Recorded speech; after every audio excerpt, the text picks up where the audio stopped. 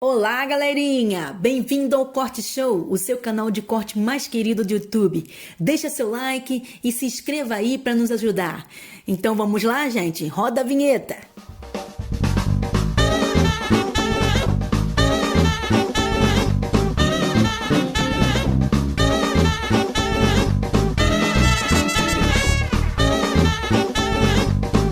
Eu sempre peço meu presente inútil, que eu sou um cara interesseiro. Ó, esse microfone é muito assim, muito. Fui eu que dei um chute na mesa. Ah, aqui. foi você? Eu sou ansioso demais, né? Eu sempre começo com presente inútil, assim. Eu sou um cara interesseiro. Você trouxe meu presente inútil? É isso Então, daqui você que eu tô pediu no vendo? WhatsApp, eu falei, mano, o que eu vou dar? Porque Aí eu lembrei do meu amigo Rodrigo Faro, não é tão inútil, né? Mas, É. porra, é um presente bacana que eu participei lá e eu fui vencedor desse quadro aqui. Aí eu falei, pô, como tá lá junto com os nossos...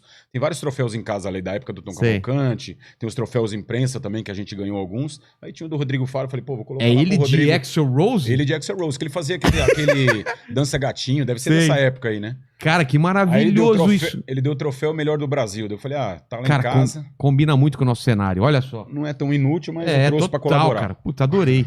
Mas agora, aquilo que a gente tava falando, né? Segunda-feira, então, seu pai foi pro hospital, foi porque tava marcado pra segunda, ele falou, no domingo falou, Vilela, me perdoes, mas aconteceu uma coisa com meu pai. Bom, primeiramente, boa noite aí a todos os telespectadores, ouvintes que estão ouvindo aí a gente. E eu tava viajando esse fim de semana com dois amigos meus, fui pra uma chácara. Aí eu tava lá, comecei a falar com a minha irmã, que assim, né, minha família, muita gente não sabe da minha história, eu fui criado longe da minha família. E hoje, depois de ler muito a palavra, eu consegui não só me aproximar da minha família, mas me libertar de muitas coisas que antigamente eu vivia. Né? A gente vive em fuga na nossa vida. Balada, mulher, bebida, o caramba. E quando você para e tem um tempo pra você e buscar de verdade na palavra, você começa a entender e encaixar vários quebras-cabeça. E eu comecei a querer ter um contato um pouco maior com meu pai, com a minha mãe, com os meus irmãos, porque os caminhos são individuais, né? Então eu não posso levar isso pra sempre. Então eu resolvi comigo para agora tentar resolver com eles. Comecei uma aproximação. Primeiro você tentou se entender. É óbvio. Eu acho se isso... se limpa, se entende, porra, exatamente. se culpa, se perdoa, tira os traumas, se limpa, como diz na palavra, se liberta. A palavra Exatamente. te liberta de tudo que você imaginar e te dá Porque liberdade. como você vai conseguir dar coisas boas para as outras pessoas se você mesmo não tá... Eu não consigo ser falso. Então não adianta pra fazer bonito pra você eu trazer meu papai aqui, dar a mão pra ele, aí desliga a câmera, eu solto a mão. Como aconteceu na Record lá quando eu encontrei meu pai, minha mãe. Muita gente deve ter visto no YouTube, quem não viu tá lá. O encontro do meu pai, da minha mãe, da minha irmã. Então aquilo foi um negócio meio engessado, armado. E eu fiquei sabendo em cima da hora. Então eu tenho conversado com meu pai, vai ficar tudo bem. Eu tenho falado com ele por telefone, meu pai é meio orgulhosão, né? Porque, pô, imagina, você não cria o seu filho, tá? Depois de tanto tempo seu filho vem tentar uma aproximação, você fica meio arredio, né? Tipo, sei lá, não sei o que passa na cabeça dele, mas enfim. Então eu tava tendo esse contato com ele, de tipo, pai, Deus vai permitir ainda que a gente dê muita risada, que a gente faça alguma viagem, que a gente ainda tenha uma vida bacana pra contar aí, né?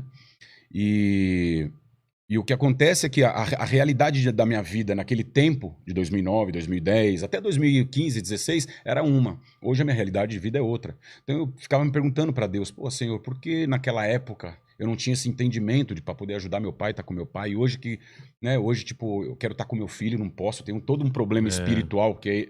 Quando você sai do plano carnal, você começa a entender mais, que é o que te liberta, o plano espiritual. Carnal, cara, a gente é tudo ignorante e não vai entender, é muito difícil. Desde que você acredite em outros planos, não outras vidas, né? Uma força superior, que a gente na Bíblia fala que a briga é contra principados e potestades, né? São brigas espirituais. Então você começa a montar um quebra-cabeça. Problemas hereditários, que passa de pai para filho, vou para família, problemas hereditários. Maldições hereditárias. Maldições hereditárias, tudo, maldições e as coisas boas também.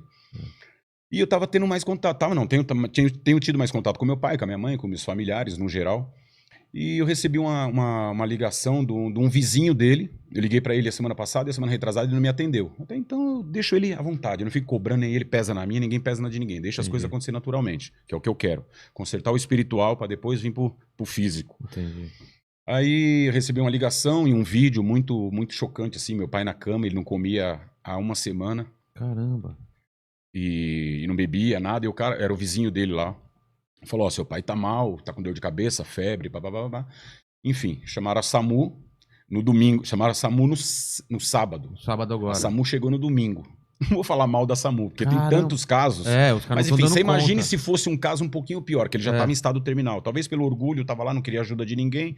Vou pro saco aqui mesmo e dane-se. Entendi. Conseguimos chamar a SAMU e a SAMU levou ele no domingo de manhã. Ele Tá. foi diagnosticado com Covid. Cara, quantos Aí, anos? 77. É. Meu pai é forte, ele nunca foi de médico, sempre foi um cara muito individual na dele ali, Sei. sabe? Aí eu dei soco aqui de novo. Aí, cara, eu recebo uma ligação domingo à tarde da minha irmã. Carlinhos, tô preocupado. Ela meio que chorando, já mal. Eu tentei ligar no hospital, eles não querem falar que o pai tem. Falou pra algum familiar ir pra lá urgente. Já é pra dar alguma notícia ruim. Eu você falei, pensou. pra assinar, eu falei, porra, só falar, pô, sou o filho, preciso saber, não tô em São Paulo, minha irmã mora em Presidente Bernardes, longe pra caramba. Aí eu ia voltar depois, falei, vou voltar e vou pra esse hospital. Às vezes tem que assinar a papelada e vamos assumir o que tiver que assumir. Eu já estava preparado para isso. Eu estou preparado para a morte, inclusive para a minha. Né? Como diz Paulo, viver é Cristo, morrer é lucro. Então, quando você entende isso espiritualmente, você vive liberto. Você não tem mais medo da morte, como Jesus Cristo vivia. Não que eu viva assim, mas eu estou em busca. E não tem mais medo do pecado, você não se rende ao pecado. Então, você vive uma vida mais, sei lá, mais feliz, digamos assim, né? A felicidade, aos olhos espirituais, aos olhos humanos, é uma vida de merda. Tô de jejum. Pô, você não come mulher, não bebe nada, não fuma. É uma limpeza espiritual para que a glória de Deus, não que eu tenha virado, começa a falar muito de Deus, não fala, pô, o cara tá crente. Não é isso. Eu sou crente, mas sou tudo aquilo que vocês já conhecem. Sou carne e espírito. Hoje eu descobri o espírito, entendeu? Ao estudar. Então eu falei, porra, vou chegar lá, já vim orando no carro, porra, Senhor, porra, por que o Senhor me prometeu isso, sabe? Eu orava e eu tinha esperança de viver uma vida ainda com meu pai, nem que fosse uma pequena despedida, uma viagem, alguma coisa assim, com a minha mãe, com meus irmãos, de se entender, de tirar aquela, sabe, pai, tira o peso, não tem mais nada, é daqui pra frente, pra trás é só aprendizado e sabedoria, não tem mágoa, não tem, sabe? Porque o pecado, ele limpa a gente. Se um dia eu cagar com você e você não me perdoar, você vai levar isso com você. Se eu te pedir perdão de coração, pra você tá eu tô resolvido. limpo. Porra, Entendi. infelizmente esse cara, ele tá com aquela parada, sabe?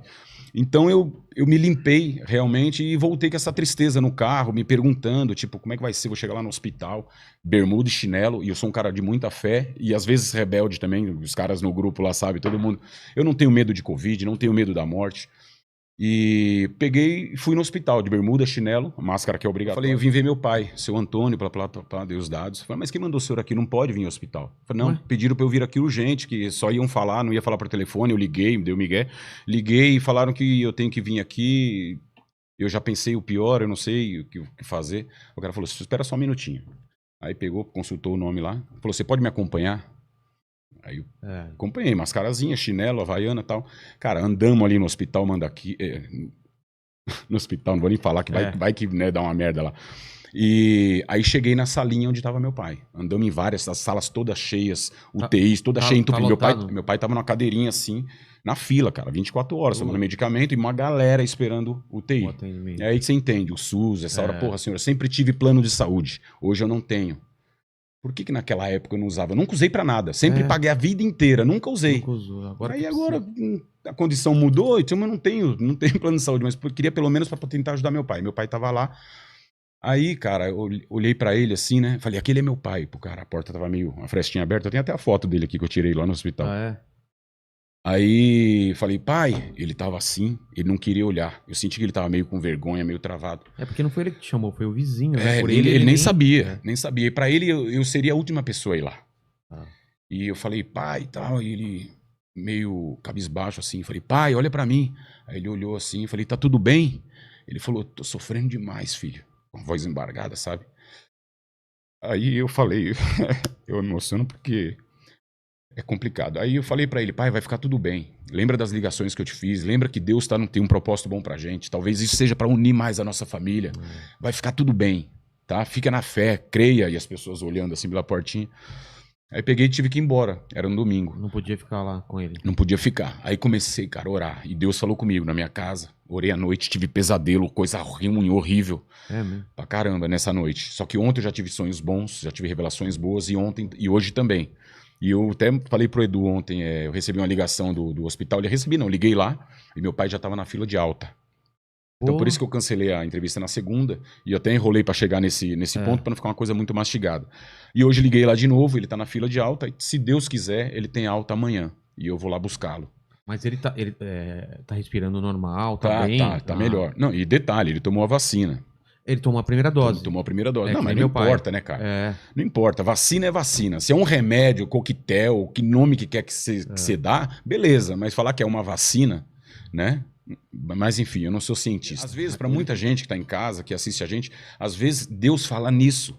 Deus fala nisso não. Deus fala com a gente sempre na dor. É que a gente não aceita a dor, coloca uma máscara e finge que tá tudo bem, foge da dor, mas Deus está na dor. Por isso que Jesus Cristo ele passou aqui só em dor, os apóstolos só em dor, discípulos, profetas só em dor, só morreram tudo, de forma horrível, entendeu? Então eu quero ser o cara da dor, não só do amor. Amor eu já tive muito, onde eu fui criado, por os lugares onde eu passei e trabalhei, as pessoas em casa gostavam de mim, me elogiavam, blá, blá, blá. Então amor eu já tive muito. Então na dor é onde eu fui conhecer a verdade, sabe? A verdade. Conheceis a verdade. Não só conheceis, mas aceita a verdade e ela te liberta. Então eu conheci essa verdade, cara, e independente do que aconteça com meu pai, comigo, com minha irmã, é você estar pronto para viver o seu propósito de vida, entendeu? Se faz parte do meu propósito isso, para que nos unamos, para que fiquemos bem, que seja. Senão, a gente vai saber só depois, mas o meu pai tá bem. Eu sempre penso sobre isso, esse lance de propósito, né? Qual que é o nosso propósito? Porque a gente não sabe quando a gente nasce, a gente vai crescendo e a gente acha que o propósito é uma coisa e às vezes é outra, né? A gente tá perseguindo. Às vezes, não sei se acontece na sua vida, você persegue tanto uma coisa e você não consegue e não entende porque de repente você vê que seu propósito era outro e você tava forçando uma coisa, né? Então, assim... Você já descobriu? Já? Então, não tem como você descobrir. É. O propósito você vai descobrir quando você começar a andar nos caminhos do dono do propósito, que é Deus. Ah, mas quem é Deus? Estude a Jesus Cristo. Ah, mas esse cara é louco. Estude quem andou com ele. Ah, mas esse cara é tudo louco. Estude as profecias do Primeiro Testamento. Foi falado antes, foi vivido o durante e fala-se até hoje. Então, se você andar pelo caminho do propósito, pelo caminho da verdade, você vai saber que ali você tem um propósito. Eu olho para trás, eu fui criado na rua, fui criado na FEBEM, colégio interno, fui para a Rádio Jovem Pan, fui para a Rede TV, fui para a TV Record, fui para a TV Bandeirantes. Caramba. Isso são os meus agradecimentos diários. Isso é meu propósito que eu não escolhi. Eu caí. Eu queria ser jogador de futebol, morava num colégio interno. Então, eu queria entender essa sua história. Você passou por tudo, fez um resumo. Vamos lá para trás. Qual que é a sua história? Como que... você falou do seu pai, né? Que ele... vou só resumir, porque não sei se você tem pressa também, porque minha história é uma história bem interessante. É uma história que eu sempre tive trauma, eu escondia, eu não falava. Você não falava isso? Não falava, porque, a Jovem Pan era uma rádio de playboy até então. Em 94 era a rádio dos boys. Pô, como é que vai estar lá um cara da FEBEM, morador de rua, colégio interno, no meio dos playboy? Época... Então, ali pra mim, eu tava... Era office boy. Mas o Emílio, o pessoal sabia da sua história e nem ele sabia? O Emílio soube mais pra frente, porque o Emílio morava na Granja Viana e depois de um tempo, eu comecei a namorar uma menina lá da Granja Viana, chamada Esté. Sei. E o Emílio começou a me dar carona. Só que eu morava numa favelinha. E o Emílio achava que eu morava no condomínio, que na Granja tem muito condomínio. Então eu falava, Emílio, tá bom aqui. Ele me dava carona no teu condomínio só. Talvez ele seguia... nem... Cara, eu acho que ele nem sabe disso. Mas eu acho. Não sei se contei pra ele. Mas ele sabia que eu morava ali, que eu namorava uma menina e tal. E eu falava que ela morava nesse condomínio, mas era uma favelinha. Eu não queria que ele me levasse até lá. Então ele me deixava e eu ia andando mais 1 quilômetro. Eu pegava o pãozinho na padaria e ia. Aí eu contava pra ele mais ou menos essas histórias no carro. Eu fui ganhando coragem. Eu acho que Deus foi me tocando mesmo. Eu fui ganhando coragem de falar essa história, porque essa história é uma história que, biblicamente falando, hoje eu me comparo muito com aqueles que estão lá, porque todos passaram por momentos muito difíceis no seu propósito. Então eu fui buscar. Porque depois que nasceu meu filho, começou a acontecer tanta coisa, que eu falei, Senhor, ou o Senhor fala comigo, ou aquele Carlinhos que cresceu no inferno, né? Eu sempre falo isso, eu cresci no inferno com um coração bom. Eu tinha tudo para ir pro lado errado. Muitos amigos meus foram pro lado errado. Inclusive alguns amigos lá do Colégio Educandário estão assistindo aí. Mas deixa eu entender, como que foi a sua história, então? Seus pais biológicos... O meu pai, cara, ele não teve... Meu pai e minha mãe não tiveram estudo. Né? Eles não tem estudo. Meu pai era um cara que bebia. Minha mãe, uma mulher que trabalhava muito, mas era ignorante no aspecto de conhecimento, de estudo mesmo. Estudo, não da vida, claro, né? E deixava a gente sozinho em casa e iam trabalhar. Eu lembro que eles trabalhavam muito. Só que meu pai, ele meio que batia na gente, a minha mãe também às vezes. Aquela educação, cara, que tem até hoje, não mudou. Se você vai pra periferia, pra quebrada, é assim. Isso, Se você quer que seu filho ande na linha, você vai sentar a mão, porque você não tem informação. Hoje em dia o Estado te coloca um medo, cara, que é mais fácil seu filho virar um bandido do que... É que eu falo, eu virei homem, graças a Deus. Homem que eu falo não é homem, macho. Homem, virei homem, responsável. Tenho medo de fazer as coisas ruins, porque Deus fala isso. Homem em contraposição com moleque, né? Você não é um garoto. E também um recado para outro público, né? Porque às vezes você fala homens, eles acham que a gente tá falando de... Não. Homem, Entendi, responsável, um cara que trabalha, que corre atrás do seu, enfim, que teme a Deus, porque temer a Deus é ter medo de fazer o que é errado.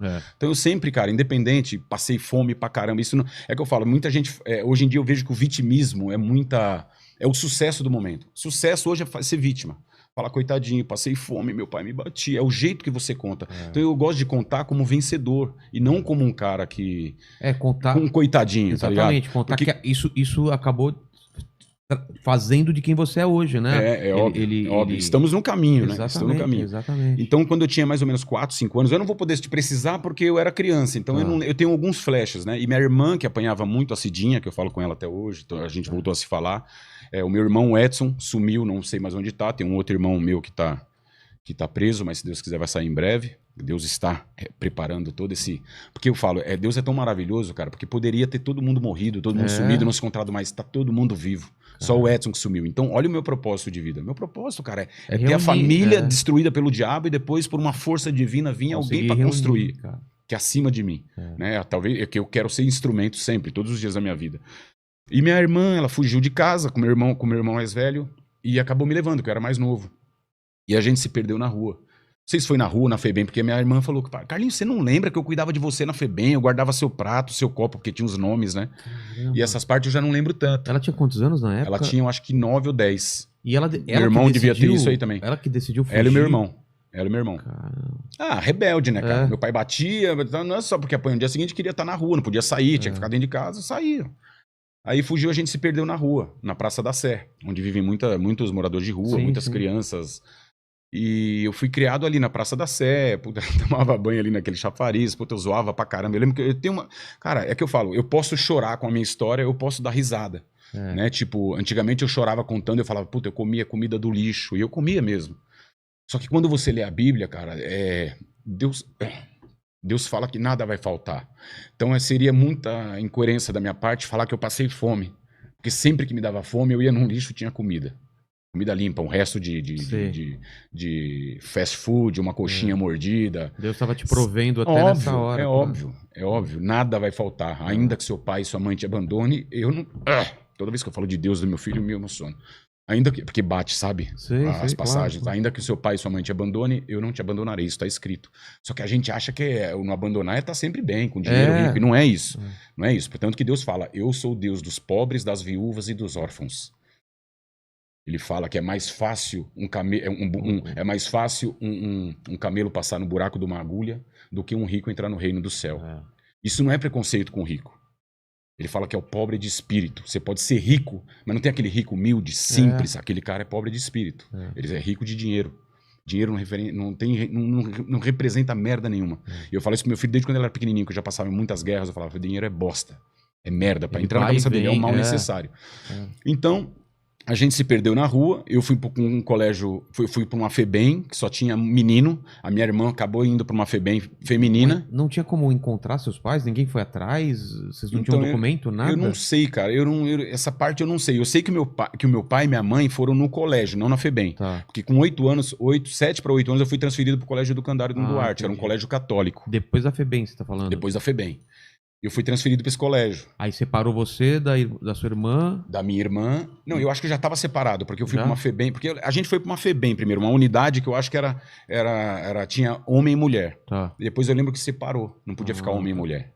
Aí eu fui para um canto, minha irmã para o outro. Eu lembro que a gente até se emocionou só que eu não lembro. Para mim eu morava no mesmo lugar. Aí fui para o Colégio Educandário. O Educandário Dom Duarte era só menino, não podia ter menina.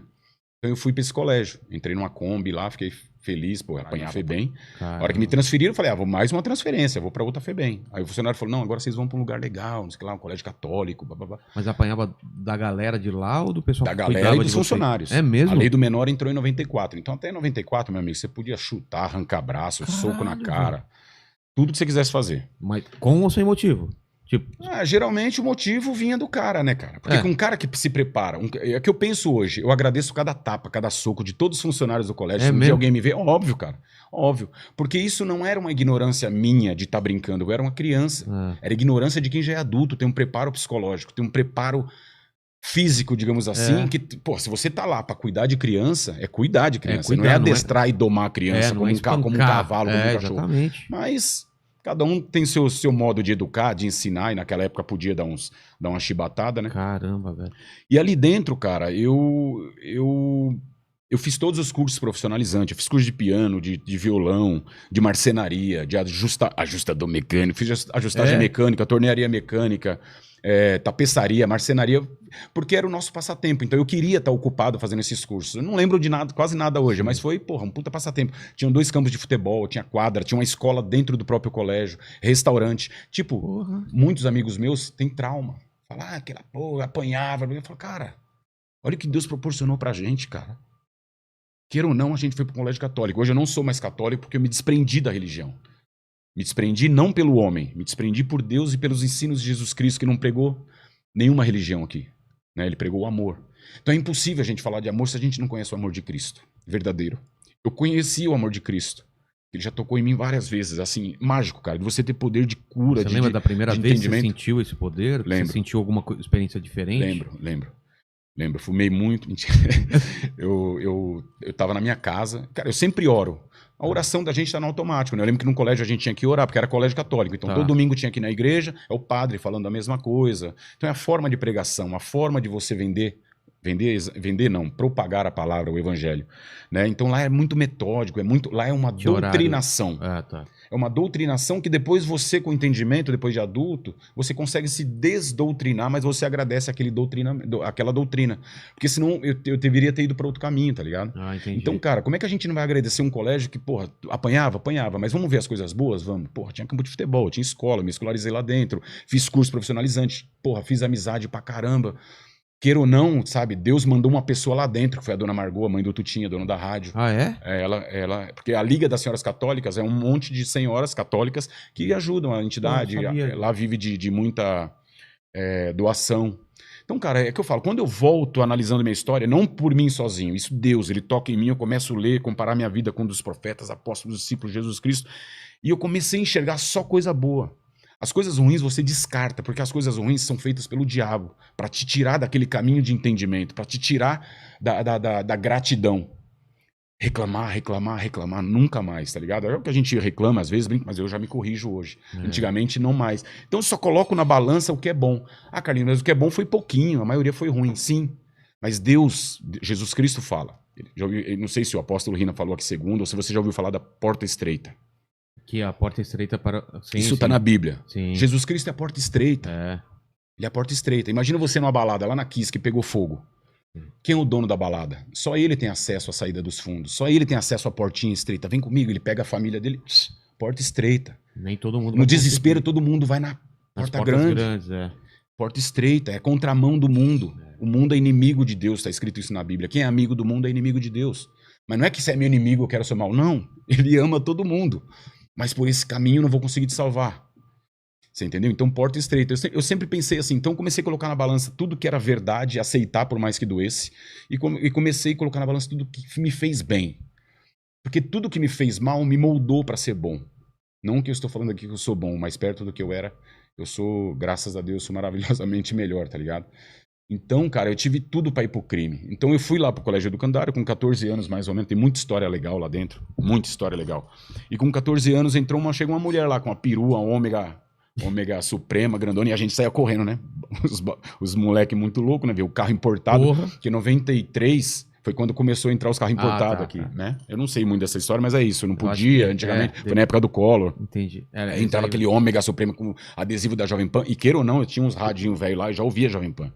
Eu gostava dos tuts. Sim. Cara, e a gente corria atrás dos carros. E eu não sei por que ela foi com a minha cara. Olha pra você ver como é Deus. Segundo ela, eu parecia com o neto dela, o Tarcísio. Caramba. Tarcísio. E sem interesse algum, a gente tinha horta lá, tinha pé de um monte de coisa, manga, jaca, abacate. Eu peguei um saco de abacate e dei pra ela. Já, né? Pô, eu queria sabe o que eu queria? É. Eu queria dar um rolezinho na Ômega Suprema. Ah, é? É, tinha até o Valdo, que era motorista dela, que era um gaguinho, e a gente tirava sarro dele pra caramba. Tirava muito sarro dele. Eu sempre fui meio zoeiro, assim, sabe? Não vou falar brincalhão, mas sempre fui meio brincalhão e descontraído, e talvez seja a minha fuga ou a minha, não sei, Válvula de minha escape. válvula de escape, É. não sei. E isso foi interessante, cara, porque ela falou, a primeira vaga que tiver de emprego na Jovem Pan, eu vou te levar. Porra. Eu já fiquei feliz pra caramba. Então você imagina você indo trabalhar na Jovem Pan de office boy. É. Pra mim, cara, eu era o dono da rádio. Pô, eu tava com medo. Eu falei, meu, vai dar. Daqui um ano eu vou ter que sair, porque era 18 anos pra sair do colégio. Se você não tivesse trabalhado, sei lá pra onde você ia. Tanto que eu voltei Sei. pra casa da FEBEM. Ah, é? É. Eu tive que sair com 14 anos e 11 meses, que foi a nova lei, depois da Sei. lei do menor, que entrou em 94, diminuiu o tempo de ficar lá dentro. Tá. Então eu fui trabalhar na Rádio Jovem Pan, eu ganhava R$150 por mês, era office boy, era o cara mais feliz do mundo, velho. Eu ia embora com um crachá da Pan no ônibus. Orgulhoso pra Pra caramba. todo mundo ver, que eu era É. da Jovem Pan, no busão. Cara, Pô. é sensacional. Aí comecei a trabalhar lá e lá eu comecei a crescer, ter umas ideias, dava ideia pro Ceará ali pra ele fazer o programa de Alasca. Eu ia no estúdio ali ver a gravação, porque era no 14º, eu trabalhava no 20, Sei. com o irmão do Tutinha, que é o Marcelo de Carvalho, que é um cara que eu sou grato simplesmente por ter trabalhado com ele. Nenhum deles sabia que eu ia virar o que eu virei. Nenhum deles sabia que eu tinha, talvez, a competência ou não para ser o que eu sou hoje, entendeu? Mas eu agradeço a oportunidade, agradeço as portas abertas, agradeço principalmente a mãe dele. Deus manda anjos, sempre. Eu sempre falei isso quando eu saí da fazenda, eu falei que a dona Margot foi um anjo na minha vida. Eu creio isso, porque eu vivia fechado, eu não podia sair de lá do colégio interno. Aí vai a dona Margot, faz aquilo, depois de um tempinho já aparece uma vaga, eu fui lá, fiz o teste, passei, comecei a trabalhar de office boy. Você olhando pra trás, parece que tudo faz sentido, Então, mas não sou hora eu, você- não sou eu, você também. Olhe pra trás e É, aceite, não, eu aceite olho, tudo. Os pontos estão todos Aceite ligados, traição, né? perdas, derrota, toda vez que você Pé na caiu, ficou bunda, prostrado, demissão, pé na é. bunda, porque o pé na bunda ele te leva pra frente. Eu não vou É. começar a filosofar sobre isso, né? Mas Mas é é, isso, toda é. dor e toda perda é ali que Deus está trabalhando. Porque o mundo é mau, o mundo jaz do maligno, está escrito na Bíblia. Então vamos viver no mundo mau, só que com coração bom. Não adianta, se a gente for jogar o jogo do mundo, meu, é mal pro resto da vida. Você vai ser louco, você vai estar sempre nas festas, bebendo, droga, entendeu? Mas chega uma hora que você tem que ser, por exemplo, eu falo agora da pandemia. Quem não voltar para Deus agora, o voltar, gente, que eu falo, é tentar entender o seu propósito, tentar entender essas escrituras malucas. Não é Eu frequentar aponto a aqui igreja, porque eu leio aqui. Não é ficar indo na igreja. Não, não tem a ver com a igreja, tem a ver com o seu contato com Deus, Então, com o a divino. igreja é o primeiro passo. O último passo da igreja, talvez, seja você fazer a sua igreja. É, você ser a Porque igreja. você vai na igreja, começa a entender ou não aquilo, entendeu? Talvez Deus te toque ali, mas a igreja, como Paulo fala em Coríntios, a igreja somos nós. Por exemplo, eu falo isso pra minha mãe hoje, ela fala muito de igreja, blá, blá. E agora? E você que tá refém da igreja? Agora Fecharam na as pandemia, igrejas. Exatamente. Pandemia que eu falo, mas as pessoas que têm fé, elas não poderiam estar indo na igreja. Eu entrei dentro do hospital lá, que eu te falei, numa ala de Covid, pela fé, não por rebeldia. E não que eu não venha pegar, que eu pegue, eu estou pronto, mas eu sei usar os remédios que eu vou tomar, caso não funcione, eu sei quem procurar, vou no médico, enfim. Se for o meu momento, tchau, beleza, obrigado.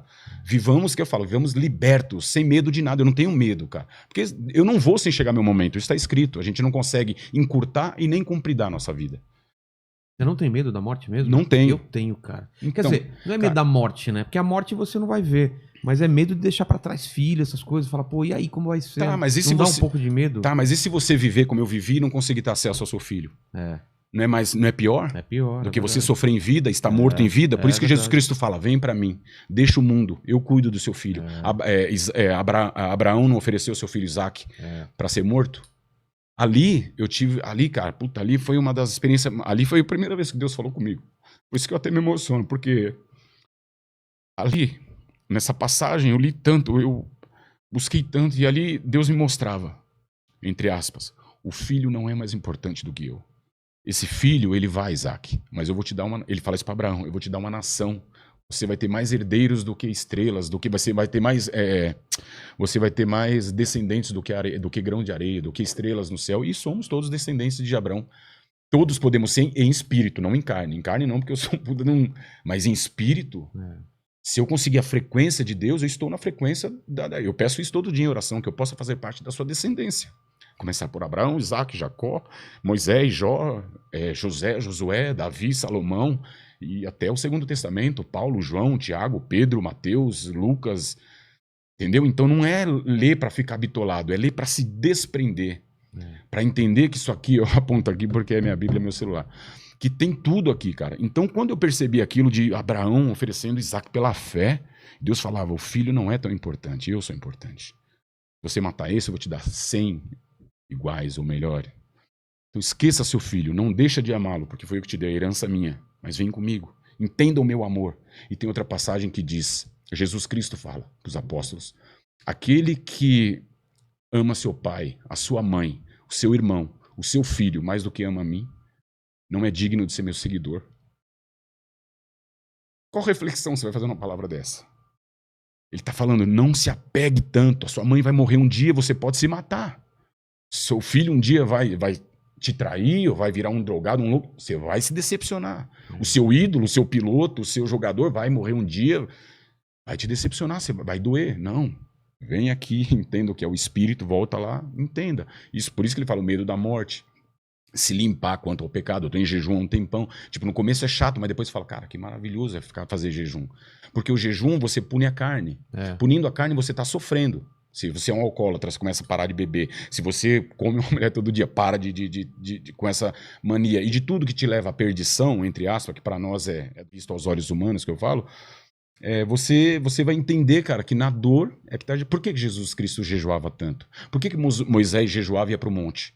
Ele precisava dor, ele precisava doer, ele precisava crescer a carne, ansiedade. Porra, eu vou procurar na Bíblia, não vou no meu chocolate, não, vou procurar na Bíblia. Então, você faz um propósito com Deus, e não é, eu fiz um jejum, vou ficar rico. Não, ele vai dar entendimento para o que você está passando, caso, né, você consiga entender, entrar nessa frequência divina. Então, eu tenho entendimento hoje de tudo que eu tô passando. Eu posso voltar, eu falo pro Du, falo para todos meus amigos, eu posso voltar a morar na Cracolândia, onde eu já morei. Vou ficar triste? Não, eu vou lá pregar. Tipo, quando foram atrás de mim, vão prender o Carlinhos, mandar de prisão. Peraí, Senhor, olha a minha história de vida. Eu mereço pegar uma cadeia, lutando pelo meu filho, pelo direito de ver meu filho, de estar com meu filho? Não. Se quiserem me pegar, vai ter que vir atrás. Não vou me entregar. Eu tive tudo para ser o errado. Eu nunca entrei numa delegacia na minha vida. Eu vim entrar depois que nasceu meu filho. Mas espera aí, Senhor. A minha maior bênção da minha vida está virando meu maior inferno. É isso que eu estou te falando. Aquele que ama seu filho mais do que ama a mim, não é digno de ser meu seguidor. Então me segue. Lá na frente eu te explico. Ali você vai entender. Assim como eu estou entendendo hoje, FEBEM, rua, colégio interno, fugiu de casa, blá, blá, blá, eu vou ter esse entendimento depois sobre meu filho. Então eu tô numa Tá dentro ainda você não consegue ver de fora o que tá acontecendo. Porque a gente é egoísta, né? Tem uma passagem que diz, a vontade de Deus é muito mais elevada do que a nossa, os planos de Deus. E a vontade de Deus é boa, como é que ele fala? É boa, perfeita e agradável. Então a gente tem que confiar. Se a pessoa desconfia de uma vírgula da Bíblia, ela já não vai conseguir entrar no reino. Entrar no reino é entrar nessa frequência. Jesus Cristo fala quando ele vai subir, ele fala para João. Ele fala para João, como é que é? Perguntam alguma coisa. João pergunta se ele é Jesus Cristo, uma coisa assim, se ele é o Messias, ele fala: vai e diga ao povo que eu tenho curado, que as pessoas têm sido curadas, os cegos estão ouvindo, os coxos estão andando e blá, blá, blá, blá, blá. E ele fala, se você não acredita que eu sou o Messias, acredita pelo menos nas obras que eu faço. E ele não escreve nada sobre ele. Quem escreve são as testemunhas que viveram com ele e os que viveram antes. Mas Jesus Cristo é o cara nada, ele nunca falou isso. Tanto que Pilatos falava, você é o Messias, você é o Jesus Cristo? Ele fala, você que está falando. Dizendo, né? Não só Pilatos, vários falavam isso, os fariseus, para poder colocar ele na parede. Ele fala, você que está dizendo. Ele falava para quem ele sabia que tinha que falar. Você é o Cristo, aquele cara que tem fé, que é ser curado. Ele fala, sou eu. E ele nunca curou um cara, ele nunca curou uma pessoa que não tivesse fé. Ele sempre falava, vá, você foi curado pela sua fé. E não fale para ninguém, sabendo que ele ia falar para todo mundo. Entendeu? Então é uma sabedoria totalmente diferente da nossa. Existe a sabedoria espiritual e a sabedoria carnal, humana. Que a sabedoria humana para Deus é burrice. Entendeu? Então, para eu entender, cara, essas coisas, eu tive que ler muito e me preparar pro pior. Porque o melhor sempre vai vir. Deus fala para mim, olha o que eu fiz com você até aqui. Você imagina o que eu vou fazer daqui para frente. Eu tô com 40 anos. Então, a Bíblia, ela é escrita de 2000 anos para trás. Então, peraí, não vamos viver de passado? Vamos sim, mas pegar as coisas boas do passado. As ruins só servem como aprendizado. Muitos pastores falam, não olhe para trás, viva para frente. Você que tem mania de olhar para trás, o passado já foi. Não, Se o passado não fosse Tem que importante, não aprender, existia a Bíblia. Tem que aprender. Se o passado não fosse importante, não existia a Bíblia. Se o passado não fosse importante, eu não teria que voltar no meu passado para entender o meu propósito de vida. Onde estava Deus, onde estava o diabo? Onde estava Deus, onde estava o diabo? Onde estava a tentação, onde estava a libertação? Sabe, você vai montando os seus quebras-cabeça. Entendeu? Então, a Bíblia é meu maior, meu manual, realmente, meu livro de consulta. Nem todos os dias Deus fala comigo, mas são todos os dias que eu busco. Faz tempo que ele não fala comigo. Mas ele, às vezes, ele tocando uma vez no seu coração e você ficando nesse estado de espírito que eu tô te falando, uma única vez, a sua vida toda já perde sentido. Porque ali você teve todo o entendimento num único dia. Aí, cara, você chora, você se arrepende, você se constrange pelo que você fez. Só que do nada, essa brisa passa, esse espírito, digamos assim. Aí o que você faz? Você tem que pôr em prática. E pôr em prática é difícil. Claro. Pô, sintonizado era fácil. Você entende tudo. Você fala, mano, caraca. Só que quando passa aquela vem todas vibe... as dificuldades da vida, vem todas as dúvidas, vem todo mundo te falando que você tá louco, e aí? Então, mas é isso. Paulo fala que a palavra de cruz é loucura para aqueles que estão perecendo. Perecendo, que ele fala, ainda em vida. E é loucura. Sempre me acharam louco. Puto, Carlinhos da hora, ele é mó louco. Aí hoje eu tô lendo Bíblia. Puto, Carlinhos ficou louco de vez. Então, ou seja, eu vou ser sempre louco. Aos humanos, porque eu tô na balada, bebendo, pegando uma mina, shot de cachaça, louco. Aí se limpa, vai pra Bíblia, olha, fala da Bíblia, fala de Deus, do Espírito. Louco. Por quê? Porque as pessoas só apontam, só julgam. Você entendeu? Então eu quero ser sempre louco, mas louco em Cristo é muito melhor do que ser louco sem Cristo. É melhor sozinho com Cristo do que com o mundo sem Cristo. Você entendeu? É uma loucura boa de você, você analisar, entendeu? Então essa é mais ou menos a minha história. Então eu fui pra PAN, depois... E na PAN, como que foi essa sua... Da PAN, como você de office boy? Carlinhos, quando você fazia o Sidney Sertanejo, eu passava por uma fase bem ruim da minha vida. E ver as matérias que você fazia me ajudava a rir sinceramente. Valeu por tudo, um abraço a todos de Mainville, New Jersey. Cara, tem muita gente que assiste a gente de fora do país, isso é muito legal. Legal, a internet veio pra isso, né, cara? Não, mas sabe o que é mais legal, Carlinhos? É que da pandemia a galera tá trampando em casa, ou tipo, o cara é Uber e tal, e o podcast, como é um pouco mais longo e você conhece mais, é um bate-papo sem ter roteiro nem nada, é a grande companhia do pessoal que fica de madrugada trampando, o pessoal que tá trabalhando. Legal. É muito legal isso daí. Bacana. Né? Vou continuar aqui, depois a gente vai mais pro superchat, tá?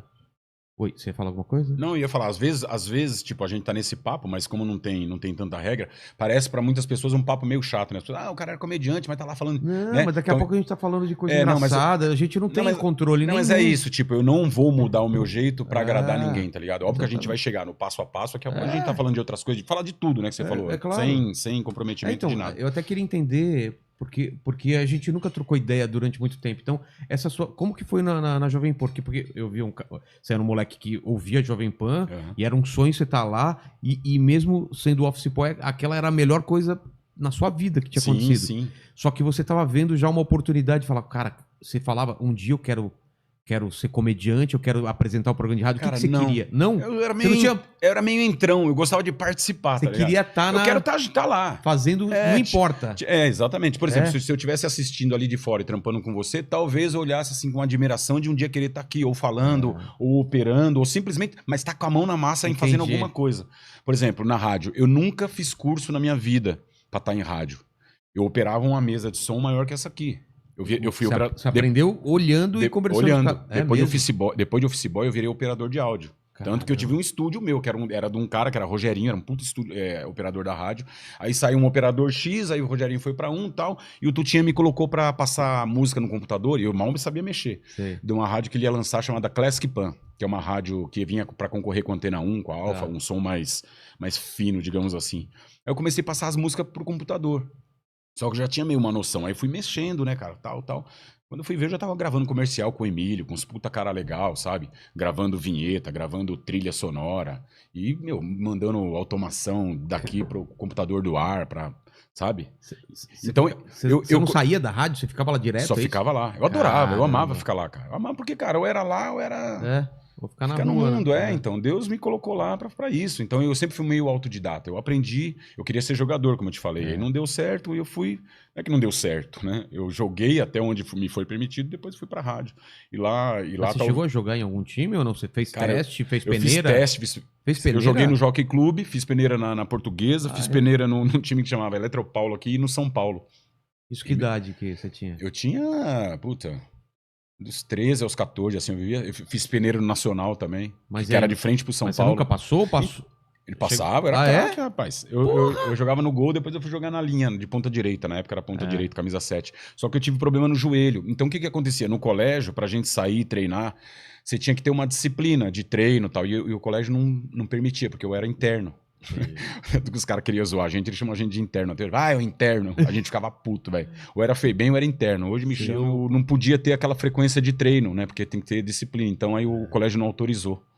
Caramba. Aí, aí você vê um sonho indo pro buraco. É tipo Aí Deus você falando, focou- não é aí que eu te quero, é Aí lá. você focou totalmente na rádio. Na rádio. Aí, aí eu vi aquele clima de bagunça, de zoeira e tal. Eu gostava daquilo. Comecei a escrever umas paradinhas pro Ceará, que ele fazia um programa lá de Paulo Jalasca. Paulo Jalasca, era um programa que tinha de manhã. E comecei a fazer um personagem no Pânico que o Emílio adorava muito, que era um homem arroto. Eu falava arrotando. Tomava uns refrigerantes, falava a escalação da Copa do Mundo de 98. Sem efeito, você fala. Sem efeito. Caramba. Eu tomava o coisa e dava a escalação da seleção brasileira. Vamos à escalação da seleção. Homem arroto, cara. E era só rádio, então, desculpa. E o rádio mexe muito com a imaginação, né, cara? Quando não tem a imagem. Então começou assim. E esse mendigo que eu comecei a fazer também era um cara que morava na Avenida Paulista. Ah, você Era se baseou nele. É óbvio, eu cresci, né, com vários moradores de rua, mas todo mundo fala, ele se baseou na história dele. Não, tem nada a ver com a minha história. Foi nesse cara, eu comecei a imitar ele, brincar. O Emílio achava legal, porque era um puto cara louco, falava nada com nada, tá ligado? Aí, tanto no começo do Pânico, ele era assim. Depois veio imagem, aí desconfigurou um pouco. Desconfigurou não, teve um outro norte, né? É, porque eu lembro que eu ouvia a sua voz, eu imaginava diferente do que foi pra imagem, né? Exatamente. E ele falava daquele jeito. Como que era o jeito, mais ou menos, de falar? No começo? Puta, ele falava, meu nome é Leão, tá legal. Eu não sei nem fazer, pra você ter noção. Era assim, era meio... Puta, o Emílio até gostava dele. Ele falava, bicho, não muda, faz aquele lá. E eu não consigo lembrar muito. Aí só que assim, esse mendigo, errei. Esse mendigo era um mendigo que eu gravei no centro de São Paulo, eu e o Vesgo. Lembra aquelas vinhetinhas? Meu nome é fulano, eu ovo pânico. Você lembra disso? Sei, claro. Meu nome é fulano, eu ovo pânico. Por isso que eu ovo pânico. Aí tinha um cara que falava, meu nome é Leão, tá legal, certinho, pela ordem, eu nasci. E os caras amam Raul Seixas, né? E começava a cantar e tal. E eu comecei a imitar esse cara. Aí depois na Paulista conheci um tal de Alexandro, que era um puta mendigo louco, falava nada com nada. Mendigo assim, morador de rua, né? Aí eu comecei a mesclar. Ele tinha aquela risada, nada com nada, sabe? Ele ria do nada, ria sozinho. Aí eu comecei a fazer meio que esses dois. O Emílio falava, pô, faz aquela voz lá que é mais legal. E eu apostava mais nessa... Porque pra mim, eu acho que era melhor pra sustentar, entendeu? Essa voz mais grave. Essa aí, fica quieto. Porque, você viu, ó, não sei nem imitar mais, falei pra você? Faz tanto tempo que eu não faço. E aí surgiu o mendigo, cara. E ali, por exemplo, Milton Neves trabalhava lá no prédio da rádio. Então ele descia no elevador e falava com as pessoas. Era office boy ainda até então. Você ficava tentando imitar ele? Eu ficava. Depois? Aí quando ele falava comercial do Bradesco, lá, poupança fácil, Bradesco, não sei o quê. Eu comecei a pegar só esse trechinho. Aí eu falei, vou imitar esse cara. E o Emílio, faz esse cara. Cara, e olha como Deus é perfeito. E ali ele já tava me moldando pra televisão. Exatamente. O programa ia pra televisão. O programa foi pra televisão em 2003. Então em 2003 eu já tava um pouquinho mais seguro assim. Eu já tinha o personagem mendigo. Eu tinha algumas imitações que eu fazia, o Lula, o Milton Neves. Mas você estava participando do Pânico na rádio já, né? Já na rádio. Com o mendigo. Com o mendigo e fazer algumas brincadeiras. O Homem-Arroto, fazer algumas imitações, algumas ideias, algumas imitações. E quando foi pra televisão, essa... Não cobrança, mas a cobrança pessoal, porque não veio de lá, né? A cobrança pessoal é tipo, preciso fazer mais alguma coisa. Então você começa a querer fazer mais alguma coisa, faz pro Emílio pra ver se ele curte ou não. Ele é meio que nosso termômetro, né? Quando você tava no Pânico, você já tava funcionário, você já tava contratado e tudo. Contratado de office boy. Contratado de... Você ainda era office boy? Cara, eu era office boy, meu salário de operador de rádio era de office boy, meu salário no Pânico era de office boy. Você tá brincando? É verdade. Por isso que depois eu até saí da rádio, mas não foi só por isso, é porque eu gostava da rádio, né? Então, como gravava muito externo, e eu tinha um compromisso, porque eu tinha um programa diário para editar na rádio e colocar no ar. Era uma responsabilidade minha. Então, cara, ele como pessoa, cara, é totalmente diferente do profissional. Isso é bom por quê? Porque a gente tem referências. Se um dia eu for o patrão e tal, você tem referência, você busca suas referências. Lembra que eu falei? Anda pra trás um pouco. Exatamente, olha busca pra boas trás. referências. Pô, isso eu aprendi aqui, ali, vou colocar em prática. Tu tinha um cara que eu admiro em muitos aspectos, entendeu? Não, ele como empresário, velho, que ele já fez o que ele faz, ele tá sempre se reinventando. Ele é um cara que tem né? luz pra aquilo ali, né? É o Midas, né? Onde ele coloca a mão, o negócio... Ele é um cara que tem luz pra aquilo ali. Mas a mulher dele... A mãe dele. A mãe dele Dona Margot. Mas você não tinha contato muito com ele na rádio? Não tinha, eu descobri depois. Tanto que eu falei, eu trabalhava no 20 e ele tava no 14. Ele não me conhecia. Ah, não? Não. Meu, toda vez ele me estranhava. Teve uma vez que ele surtou ele e a Fernanda Carvalho, a irmã dele, eu lembro até hoje. Essas coisas meio que ficam na nossa cabeça. Claro. Ele falou, se eu te encontrar aqui de novo, eu vou te mandar embora. Já tava por quê? Você tava não, de ele, sei avulso lá, lá? ele não gostava de mim. Não foi com a sua cara. Sei lá. Ou você era folgado? Não, cara, eu era de boa. Eu era meio folgado. Mas, sei lá, não sei. Não sei. Vou te mandar Teve uma vez que eu tava com o pé na parede, mano, ele quase surtou, velho. Esse maloqueiro com o pé na parede, meu. Eu tava de touquinha ainda, assim, de moletom. Só que depois o pânico virou o que virou. Na verdade, quem segurou muito a gente, assim, era o Emílio, né? Porque o Emílio convivia com a gente, então ele sabia de onde tirar. Paizão e tal. Ele sabia de onde tirar de um, do outro. Ele não ia muito com a minha cara, do Carioca. Quem? O Emílio? Não, o Tutinha. O Tutinha. Mas daquele, assim, no lado profissional dele. Aqui o cara valoriza quem trabalha com ele, ou quem veio de algum lugar, que indicaram, que falaram. Sei. Dá boi pro office boy, pô. Né? Mas graças a Deus, tipo... aconteceu o que aconteceu, inclusive ele admira pra caramba a minha história. Teve uma matéria do Dia dos Pais que ele dá o depoimento lá, ele fala. Entendeu? Por mais que eu não seja o cara que ele sempre idealizou na PAN, mas eu fui um cara que passei por lá e queira ou não, eu deixei... Não, a sua história tá totalmente ligada com a PAN, cara. Pensa bem, claro. Que outro cara tem uma história que nem a sua dentro da PAN? De office boy ao programa de televisão, é muito louco isso, cara. Eu sou muito grato a ele, principalmente a mãe dele, né, que me deu a primeira oportunidade, o irmão dele, que eu era office boy do Marcelo Carvalho, da Jovem Pan Sat, eu me acho.